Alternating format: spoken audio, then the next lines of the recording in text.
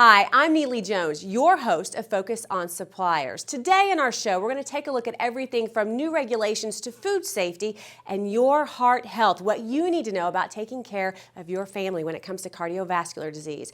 We'll talk with our friends from Rockfish and learn more about innovation and how it leads to conversion. Plus, Ghirardelli explains how they select their cocoa. And our friend Celia Swanson stops by to share a very personal story about cardiovascular disease. That and more as Focus on Suppliers starts now.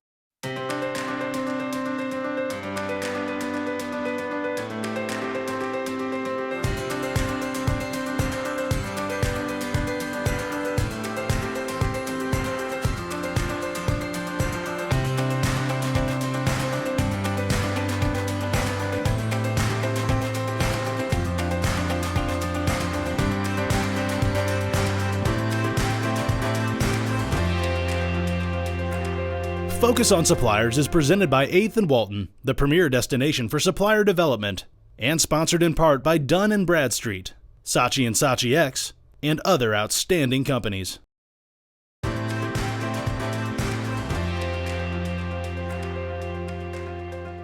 Your Millennial Fun Fact is that we know millennials are purchasing 2 times the produce of previous generations. This is because millennials care more than ever about what they put into their body. This is important because as retailers and suppliers focus on healthier laws about the products that they're creating, it's important that they're communicating these changes. How they can create emotional connections with their shoppers, in particular millennials, on why and how they are creating products that they're purchasing is going to be more important than ever. We know Walmart reported that they are up 56% on grocery sales alone. This likely comes from more millennials purchasing more products within the grocery environment.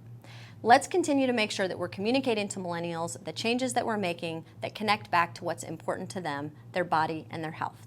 We'll see you next time for your Millennial Minute.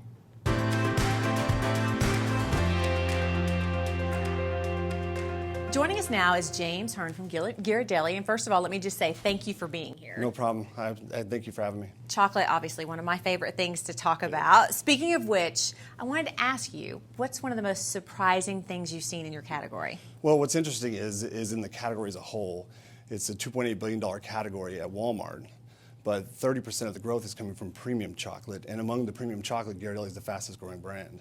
So that's one of the things that we're seing as a trend, which is surprising. That is surprising. A lot of change there, but a lot of opportunity as well. We were talking about packaging and display and how important that is, and you were telling me it's a lot of times seasonal matters. Yeah, absolutely. When you think about displays, we see about a 40% lift on our business on display, but it's important that you have seasonal flavors and you're also delivering the right flavors during the right seasons to consumers. You have to have an impactful story to the consumer when you're on display. So making sure you match up those flavors with timing makes sense, like our peppermint bark, which is the #1 peppermint item during holiday season. So you know your consumer, what they want, and you engage them. Is that a good way to put Absolutely. it? Okay. And then my next question is a lot of news about cocoa and possible shortages and a shortage. How do you deal with that? Well, it's interesting because cocoa is grown kind of by the equator, kind of like coffee, right? So you have South America, you have Western Africa, and you have Southeastern Asia. So when you look at where those where cocoa beans are grown, it's not like these big conglomerate farms like you think of with, goods like corn and different things. They're really family farms, and so they grow the cocoa and they dry it out on banana leaves a lot of times. So when you talk about shortages, we have people that look forward to what's coming into the market, which helps us project where we're going to have cocoa and where it's going to come from. We use a proprietary blend across each of those regions because each region has a different flavor of cocoa beans. We only take the top 5% of cocoa beans because we have a real quality blend, and we won't compromise on quality at all. So as a supplier that can help other suppliers who are watching this show, if they know about something, they really need to be forward thinking of how to handle it. Absolutely. You have to have people looking at what's coming into the market as far as supply, and we have those people that are all constantly looking at what supply is coming into the market, and then they're able to project what our costs are going to be as well as what quality beans are coming into the market as well. Which kind of brings me into replenishment and the importance of keeping up with supply and demand. Absolutely. So forecasts are huge. Obviously, when you deal, especially seasonal, when you talk about seasonal earlier, because you're talking about limited runs, things that are run specifically for seasonal business, and when you look at making sure that your forecasts are aligned at Walmart, and as well as looking at what consumers are going to spend during the holidays and how many shopping days there are during the holidays. So that changes from year to year. So making sure your forecast is tied directly to what the consumer is going to be buying, as well as what Walmart believes the season is going to deliver. And then when you look at your success, because you have seen success, I mean, obviously with the growth that you're seeing and the demand, right, what is something you would share with other suppliers without revealing anything confidential, right, that's just a key element to know when working with the world's largest retailer? Well, I think communication 2 ways is very important when you're dealing with Walmart. You got to make sure that you're both looking at the same datas and KPIs, and you're both delivering the same results, and you're making sure that you're hitting results as a win-win situation, that you're making sure you're delivering results to Walmart, and then you're also hitting the bottom line that you need to, as well as for yourself and your management as well. Okay, so just a fun question, just because I want to know what's your favorite. Milk and caramel. Our milk chocolate and caramel square is my favorite for sure. It's our #1 seller, and it's a great item. Okay, you have a great job. You work for a great company. How fun, right? You have to talk about chocolate all day. Absolutely. Absolutely. One interesting thing about our company that our go-to-market's a little bit different than other companies. We have about 20% of our businesses in chocolate shops. So when people go to Walt Disney World or to Ghirardelli Square, they experience our chocolate that way, and that brings consumers back to the mass retail. Good to know. Thank you so much, James, for being with us. Thank you. Appreciate it. Be sure to like 8th and Walton on Facebook.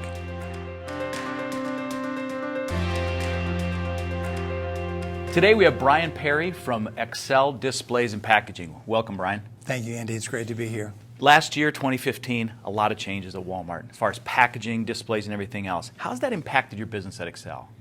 Well, we did see a lot of changes at Walmart, and what Excel did is we also invested back in our business as well. Last year in February, I had a conversation with a merchandiser from Walmart, and she said, "Get ready. We're going to reduce our featured space. We're going to challenge our suppliers like you to make displays smarter and work harder for us." Mm-hmm. So as a result, Excel went out and we invested in our business. And what kind of an investment did you make? First of all, we hired a shopper marketing professional, and in an effort to make our displays and our design process smarter and add the intelligence back into the display process. Secondly, we purchased a digital press. It's the Saatchi 15500, which is a mouthful. It is. But it has opened the doors, new doors for us that we never would have had before. Let's talk a little bit about the digital press. What role does that play? Basically, it's been around. Digital printing has been around for a while, but it's been very slow and methodical. And HP has improved the process, and they've evolved the system to where we can now do high runs very quickly, even though the quantities might be small or mid. And how does that benefit suppliers? We eliminate the print plates, which, as you know, traditionally are very expensive, and the film prep and proof, cutting dies. So we are able to take that money and put it back into the program for a cost savings. Bryan, it sounds like that digital press is a great value for smaller suppliers, isn't it? Absolutely. Now, I'd like to learn more about shopper marketing. We don't have time today, but would you come back and would you share that story with us as well? And I'd love to. Great. Thanks so much for coming in today, Bryan. Thank you for having me. Bentonville Plaza, across the street from the Walmart home office. The best office location offers proximity and services like no other business complex in the area. Call 479-200-1112 today.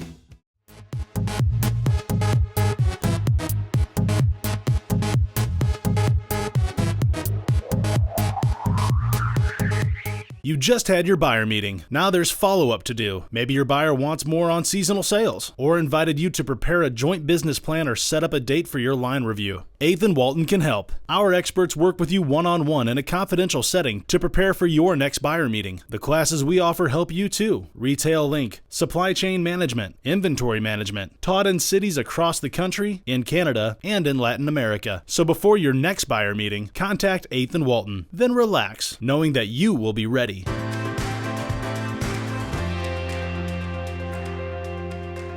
Joining us now, Perry Johnson from CaseStack. Thank you so much for being with us today. It's a pleasure to be here. There's so much to tell people about you and your background, so I'm going to let you tell folks at home a little bit more about why they need to listen to what you have to say. You have a lengthy background. Well, we can keep it short, but what's great is being here in Northwest Arkansas, growing up in Northwest Arkansas, being part of the growth with Walmart and the retailers and the suppliers and the logistics companies. It's just great. But fortunate to be here. Started with Walmart a long time ago. Grew up in that company right across the street, home office. And it was all about growing the distribution network and logistics network. The more stores we put in, the more warehouses we needed, the more transportation we needed. And it was great to be here with great companies, trucking companies as well. We have J.B. Hunt, we have ABF down the road, we have Tyson and all the suppliers. So it's just a great area to really work supply chains and to grow up with it. And now to be part of CaseStack Logistics, doing the same thing, helping companies get product from their supplying locations all the way to the shelf. Well, that brings me to my first question, because a lot of people, they think, oh, transportation, we'll get to that. But it really should be in the top 3 priorities. Talk to me about the importance of transportation. Absolutely, it should be, because it's such a dominant part of the supply chain. In fact, it can be up to 2/3 of the total cost. You've got transportation inbound, you've got warehousing, you've got transportation outbound, and some other administrative. But the transportation can be up to 2/3, and what you want to do is optimize it. You want to minimize it where you need to. But that's why it's so important, because it's such a large part of the entire supply chain. And it also helps you stay focused on your overhead and make sure that you're meeting your goals. Okay, so something else I want to ask you about today, and this is going to seem like a strange question, but why should people care about transportation? Well, they should care about it. There's a couple of reasons. Because we need product to be on the shelf at the right time, and product to be there at the right time. We know that drivers that are driving for carriers, they're on the road every day, and actually, to me, I think about it, they're risking their lives every day to get products that we need every day of our lives, from, again, manufacturing shelf to a warehouse and to the store shelf. They do something so important.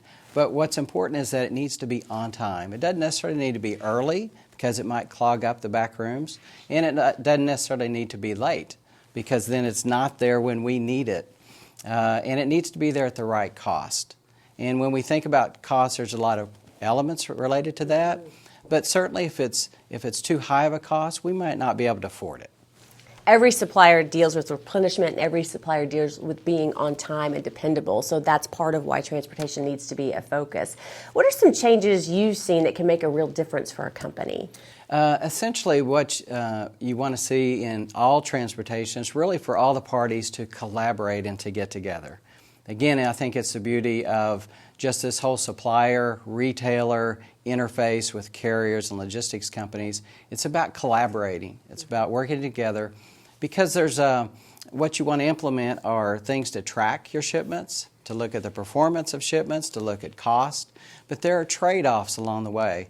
For instance, you may upstream inside your warehouse decide to load something on a pallet. That downstream, after you transport it, they can offload it very easily. But there's actually a transportation cost to do that. But on the other hand, you might load it with all cases inside of a trailer and let that travel and let the warehouse do a little extra, but you're saving money in transportation. So again, a number of factors that you think upstream, downstream, how to optimize that, how to make it better. A few other things that I think suppliers, retailers ought to work together on as well would be visibility to those shipments, how full are those shipments, how frequent should they be, the distance they travel. We might send something from here across town, maybe something here across country, and it has a different cost factor. All of these things matter. Perry, thank you so much for being here. Absolutely. We talk about transportation. We also have to talk about the Food Safety and Modernization Act, which brings me to a familiar face to us, Mike Bentel. Thank you for being here. Thanks for having me here. I just want to revisit for folks who don't know, you have been in the food industry for 30 plus years, very familiar with this. You've actually gotten an education, so you can now go in and educate people in different plants. Absolutely. This affects transportation and logistics. Yes, it does, in kind of an unusual way. Logistics, warehousing's always had some sort of oversight from the FDA, and that will become a little bit more interesting, I guess, as a result of the Food Safety and Modernization Act. But let's talk about transportation just for this minute. Transportation, there's going to be an emphasis on trailer sanitation, which is something that the industry doesn't do very well, to be honest with you. It's kind of an afterthought. Some guy might take a hose or a broom to his trailer that's hauling food. There's also going to be a focus on the temperature of the product that's being moved. If you're moving product, and let's just say the bill of ladings call for a 40-degree temperature, anything that's above that is going to make that food viewed as adulterated. And that's a very specific term that means that the food isn't fit for human consumption. So if you're delivering a trailer of yogurt and it ran at 42 degrees, that product probably doesn't have a food safety issue, but under the guise of the law, because it did deviate from what the bill of lading stated, that product's viewed as adulterated and not fit for human consumption. One of the very important things is that they have to figure out a way to mitigate that and bring that product back into compliance. And right now, public comments are open right now to talk about that with the FDA.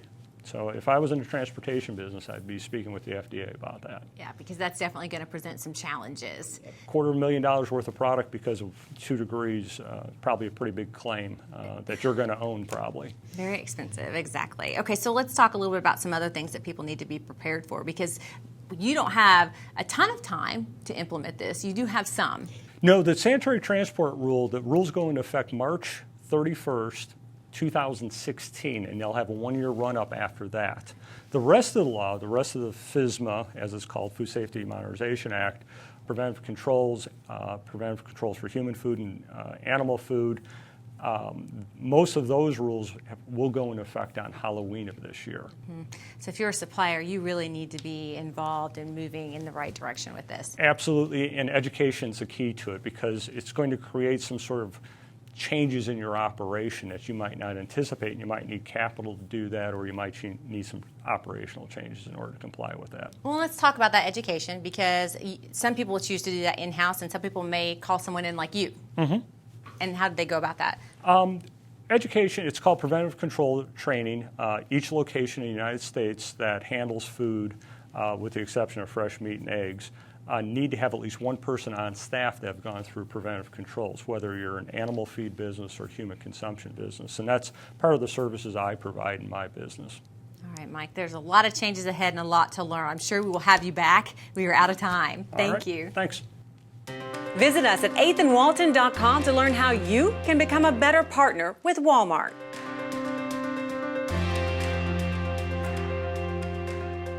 Hi, I'm Loria Oliver, and I'm with Marion Roller of 8th and Walton. Hi, Marion. Hi, thanks for having me. Yeah, thank you for being here. So I know you have 26 years of retail experience, and now you're at 8th and Walton teaching suppliers how to do business better with Walmart. Yes, I'm glad to be here.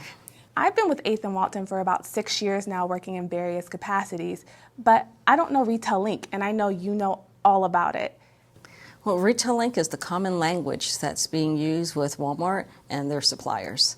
It is the way to manage the business. I love that, the common language being used between the suppliers and the buyers. It's amazing. Now, what everyone always wants to know is the bottom line, their sales. How can Retail Link help a supplier manage their sale capacity better? You know, Retail Link has more than 2 years worth of history by item for their sales, and also has inventory information. So it's very easy once you learn Retail Link to do sales projections and have analytics and trend analysis, so you can go ahead and forecast orders and sales for the whole year. And that helps you manage your business. And what about that new supplier that wants to come out and really impress their boss with their knowledge of Retail Link? What's the first thing that new supplier should know? They should know what are the key metrics that they need to use to manage their business with the buyer, but also the fundamentals, the Walmart terminology. And we have an excellent class called Beginning Retail Link that would provide all of that for them. And how would I sign up for Retail Link? Where should I go for more information? We have lots of information on our website that covers the Beginning Retail Link objectives and benefits, and then we also have other classes that's available. Well, I've learned so much already. Thank you so much. I can't wait to get started. Bentonville Commerce, less than 1 mile from the Walmart home office. You'll love the convenience, amenities, and customized options Bentonville Commerce offers. For more information or a tour, call 479-200-1112 today. GigWalk is transforming how work gets done. As the leading mobile workforce management platform, GigWalk provides companies with mobile tools and a data-driven approach to improving business efficiency. Leading brands and retailers use GigWalk to manage their field teams and to mobilize 750,000 GigWalkers to collect data intelligence about their business and brands. Are the shelves stocked? Are my products priced competitively? Are the correct promotions in place? Visit us at gigwalk.com to learn more. GigWalk, make work better. Bentonville Plaza, across the street from the Walmart home office. The best office location offers proximity and services like no other business complex in the area. Call 479-200-1112 today.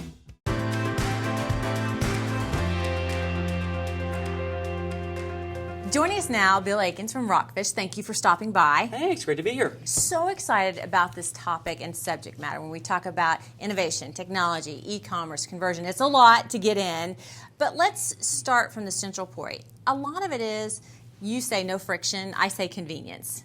You know, you're really entering what we call this golden age of retail of frictionless commerce. And food especially. I mean, look at the growth of Walmart grocery pickup that's happening all across the country now. I mean, my wife absolutely loves it with our 2-year-old. She never has to leave the car as a part of it. And so it's changing the way shopping happens. And so, I mean, you almost have to think of it as people don't go shopping anymore. They're always shopping. And so technologies are beginning to emerge that start to link worlds together that probably wouldn't have been linked in the past. I mean, today I actually have to go, open the app to actually go engage and do something about it versus content and commerce that actually begins to surround me. That's where food companies are going to start to win, as really how they look at it. I mean, I'm seeing technologies that can link a retailer app with something like your Google Calendar. So let's say if I have meetings that go past 5 o'clock on a weekday. I mean, I know that my children's meal that night is probably going to suffer. But imagine being able to open yourself up to that retailer to say, if I have a meeting on my Google Calendar past 5 p.m., you have permission to text me and actually bring a simple meal solution. Let me pick it up. I never have to leave the car. Everybody's good to go. Yeah, you say, sometimes you give up something in a way to get something. You use a great example when it comes to flying. Oh my gosh. So I don't know if you do TSA PreCheck. Yes, I mean, for me, swear by it in the fact that I was willing to give up, a lot of personal information about me, sit into a room, take every print, have the FBI do the background check, but to save that time it takes to get through, TSA every single time. I'll take my shoes off, I'll take my laptop out. I mean, that time is going to multiply exponentially. And so convenience really trumps everything. Convenience wins in that case. And you brought 2 examples with you today. Yes. So Internet of Things. Everybody's heard the buzzword on that. I mean, you're going to probably have 5 billion devices that are going to be connected over the next couple of years here. And I mean, these are just examples. You have Echo, you have Haiku, where literally at a point of inspiration, my shopping list can be impacted. That, again, is the future, to be able to say that I don't have to go out and engage and actually have to make something proactive. This literally, Haiku sits on my refrigerator. It's a magnet. Literally, at that point of inspiration, I'm in my cupboard. I say, we're out of cookies. I need cookies. Speak it right in. It's on my shopping list. We're ready to go. Really as a part of it. Frictionless. And quickly, this is becoming the norm. So that brings me to my next question for you. If you are a supplier watching this, what do you need to be on board with? What should you be thinking about? You've got to figure out ways to lasso content that's not controlled by the retailer. Those days are over because now it's controlled by the masses. And so to be able to lasso content anywhere I'm at online, be able to, I see a recipe on Pioneer Woman and I want to be inspired quickly to be able to do that. Be able to lasso that virtually, get that information right on my list in one click, that's frictionless to be able to point that. And that's what's going to close the sale. And it's all about making people's lives easier behind the scenes and every day. Absolutely. Okay, thank you so much. This is great information for us to share with suppliers in any category, as well as consumers. Always Absolutely. Nice to talk with you, Bill. Thank you. Great to be here. We'll be right back.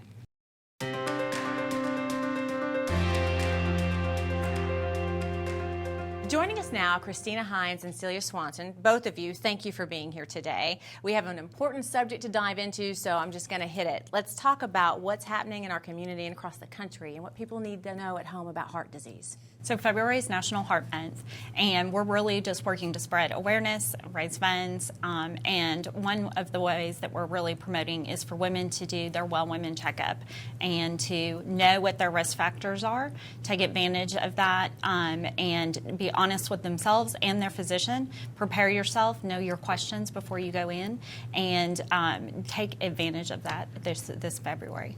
So what she's saying is, when it says, do you drink? If you do, be honest. Do you smoke? Be honest, because ultimately that will help in your care. You have a very personal story, and I'm just going to ask you to share that, which I know might still be difficult. Thank you, Neile. I do. I've had heart disease tragically impact my family. My father suffered 2 heart attacks, now is thriving at age 85 with a pacemaker. But I lost my brother to a sudden heart attack, and I lost my husband to a sudden heart attack in 2012. And that's why I got involved with the Circle of Red, was to help share that story.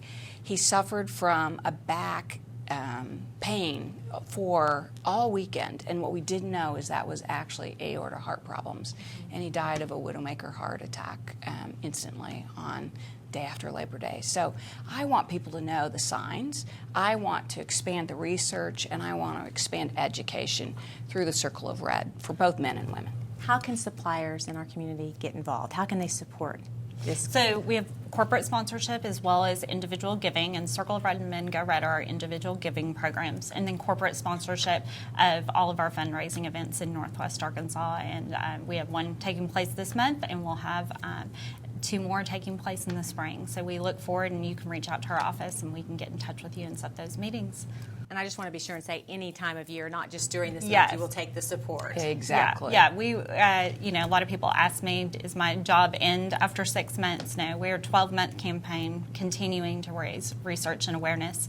1 in every 3 women, just like we're all 3 sitting here, is going to be affected by heart disease in their lifespan. And so we need to continue every day to continue to provide that research. And I'm so glad you said that, because I think there's a temptation as women to go, we need to be focused on everybody else in the family, but we've got to take care of ourselves too. It's very important that we take care of ourselves. Having said that, if they want some more information of the things we talked about today, it's on your website. Correct, yes. Including a checklist. A checklist that they can prepare themselves to be able to go to their physician, and if they're having trouble finding that, you can just call our local office and we'll make sure you can locate that. Anything else you want to say to folks watching? I encourage suppliers to partner with Walmart and other retailers for this important cause. It really transcends any relationship and challenges between retailer and supplier, and puts us on the same platform to promote a cause that matters. We reach out to our suppliers to assist us in this cause. We network, we find ways to serve in the community as a team, and it's really value added. Thank you both. Appreciate having you here. What we ask is that you join in the fight. You can see all episodes and extended interviews at Vimeo.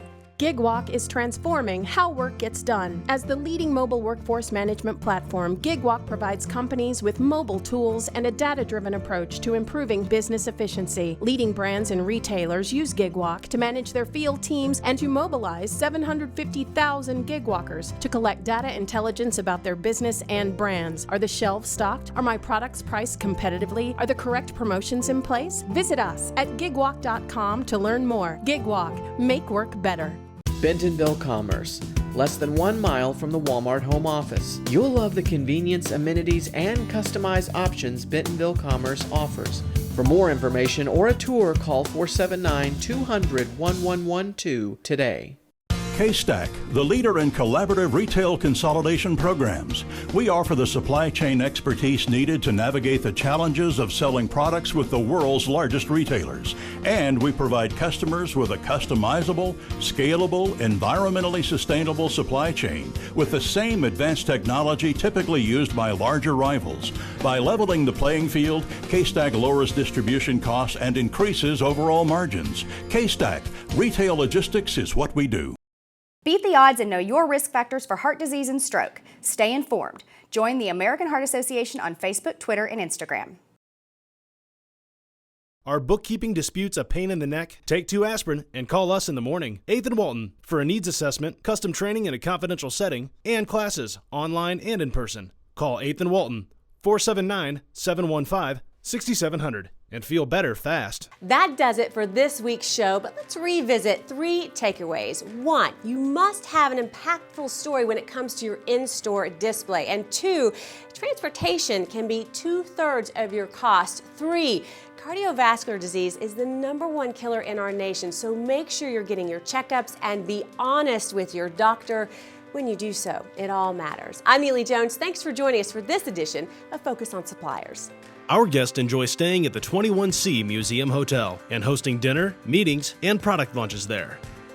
To record this show, set your DVR to Focus on Suppliers, Sundays at 5 a.m. on KNWA.